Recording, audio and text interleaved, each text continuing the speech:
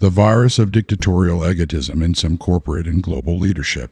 Othniel Max Daves, Othniel Sci, 2017. An article I recently perused framed the reality of what is happening in many corporate organizations. When a company exists solely for its own good or regardless of its contribution to the greater society, then it has succumbed to the sickness of institutional self will run riotous. This paradigm is characterized by an organizational arrogance which invertedly sees its customers and employees simply as a means to an end. In short, viewing them as something to manipulate and use, not serve rightly. Wherever this petulant and, dared I say, wickedly selfish paradigm of entitlement takes root, one finds an organizational culture which is ethically flaccid and morbidly rabid. Properly diagnosing the problem. Addiction Cycle Part 1. So the question is, from whence has this pathogenic infection come? A good case for its source being found in the dual shareholder first to profits at all costs driven model. This infection has a definitive impact on the employee and the consumer. When the corporate ethos discards true ethical corporate responsibility and ethically grounded day-to-day operations, the organization has a cannibalistic effect upon the very customers and employees it needs to exist. Its operations start to resemble that of a drug addict whose insatiable addictions ultimately cause a terminal condition beyond repair. Thusly, such organizations, like addicts, create a gravity well of pathological forces both within as well as externally. The resulting cascade effect is nothing short of self-destructive.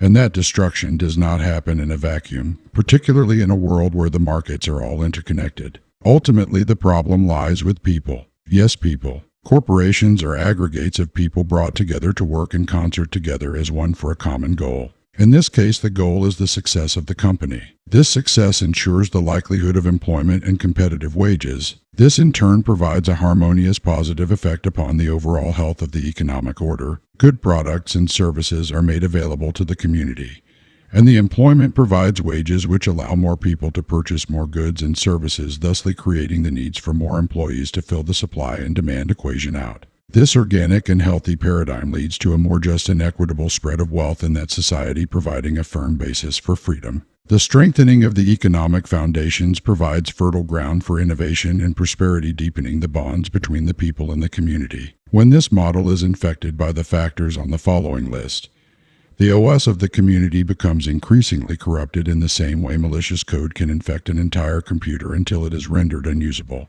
Not surprisingly, the malicious code acts the same way that addiction does. It creates a downward spiral with an ever broader destructive impact upon society if it is not apprehended. The longer the malady is ignored, the greater the consequences to the broader community. Corruption is like a pandemic of malicious code which infects the hearts and minds of people, and all things people do here being corporations. Fear and confusion give birth to cowardice to act against it, even though the consequences of not doing so only hastens and reinforces the very fear and terror which people typically deny. This is how the addiction cycle infects others, forcing compliance to the addict. What results is a negative codependency cycle. Both are self-destructive and create a psychosocial gravity well effect which pulls others into themselves. You see in this example how the virus infects the entire society ultimately. Though it begins slowly at first, its growth is exponential as it self-replicates itself within the organizational culture, even the nation-state, as well as the entire world.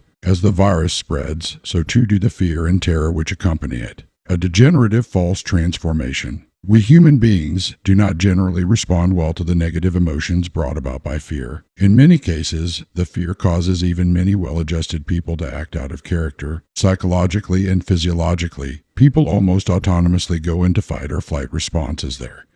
More primitive animal instincts supersede and overrule their rational brain, which is where the precursor thoughts to actions are formed. Here wherein is how the virus and the greed-addicted individuals have their greatest pathological impact on everyone else. The average well-adjusted individual is temporarily transformed in their physiological and psychological autonomic responses to resemble that of the greed addicts, who fear losing control of their supply to feed their insatiable hunger for more wealth. This irrational response is in fact a temporary and quite synthetically triggered psychotic break from logical thinking and doing. However, in that altered state of being, even the average person can behave in the most tyrannical and malicious of ways towards others regardless of their normal state of being. The only difference between the two types of people exampled here are seen in their true initial motivations. although it could be said that both are operating in an irrational survival modality. The average law-abiding, thoughtful, well-adjusted and ethically grounded person is being driven to irrational thought and behaviors out of sheer fear to survive, perceiving they haven't the resources to overcome the impending doom brought on by that fear. And in many cases, they may in fact not have the ability nor the resources to endure the perceived threat to their own and that of their loved one's survival. It is here where such a person either has a community of people to lean, seeks out others in the same mindset, or retreats into a defensive or self-reliant offensive posture. Pride, fear, and entitlement. It is also here that we can see the roots of entitlement for those living in the state of pride and fear. Entitlement becomes a mechanism by which they demand from others what they are unwilling to example themselves. This is fueled by an architecture of elaborate self-justifying arguments within themselves which are in many cases manufactured by their minds. One could say that they have descended into a completely sealed-off subjective point of view, which is a kind of intellectual and psychological blindness. While in this state of unseeing, they are unable to see the illogic of their thoughts nor the faultiness of their actions. They are, in a very real sense, owned by the very circumstances which gave rise to the fear in the first place. I use the word owned for a specific reason. For a human being to be owned by something, they are in effect enslaved to it without regard to their knowledge, acknowledgement, or denial of their predicament. Yet this is precisely what both pride and fear can do when it takes over a person or an organization. Likewise, this is in fact how tyrannical regimes function in totalitarian governments. Organizational totalitarianism, office tyrants, and C-suite dictators.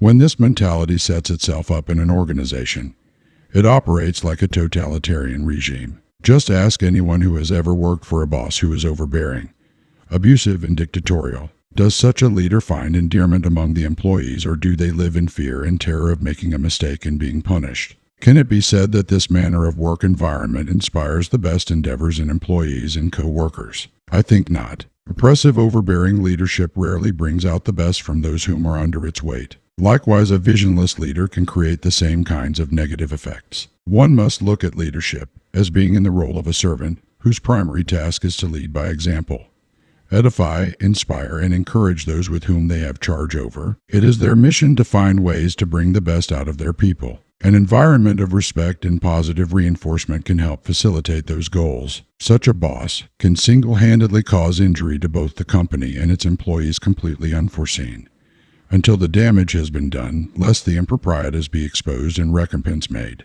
In short, poor leadership at any level in an organization can lead to decreased performance as well as a degenerative cascade effect among employee morale and interpersonal social interactions. The red flag indicators as symptoms of infected organizations. When in a fear-triggered survival mindset, people are incapable of their best, and the company itself often complicates it by the likelihood of the following occurring: faulty subjective ethical foundations, faulty educational paradigms, fractured moral and ethical foundations, embedded systematic errors, shareholder-first policies, profit-at-all-cost ethos, dictatorial entitlement mentality, the hyper-politicization of issues, dehumanization of employees and customers, degenerative employee culture, and further divisions between management levels and the C-suite, institutional arrogance, institutional rigidity, internal factional conflicts, downward cascading blame shifting, impaired innovation, fear and confusion-derived entropy, a solution-focused prescription,